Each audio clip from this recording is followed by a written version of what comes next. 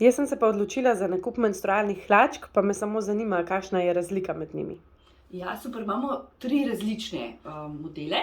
Sicer prvi je en takle siv, z raznimi temile printi gor, ampak so skoraj navadne hlačke, je pa res, da imajo tukaj in v sredini in čisto od spredi tako neprepustno zaščito, tako da ne prepuščajo tekočin.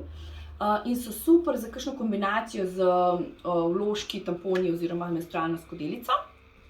In pa pomembno je recimo, da ni teh štempilk recimo, ke bi lahko v kakšne hlače prišle, kakšne bele, saj veste, kako to izgleda.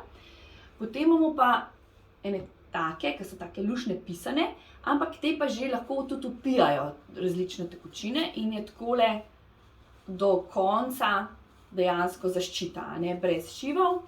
In so tudi super za kakšno fajn ali kombinacijo ali pa predvsem za ponoči.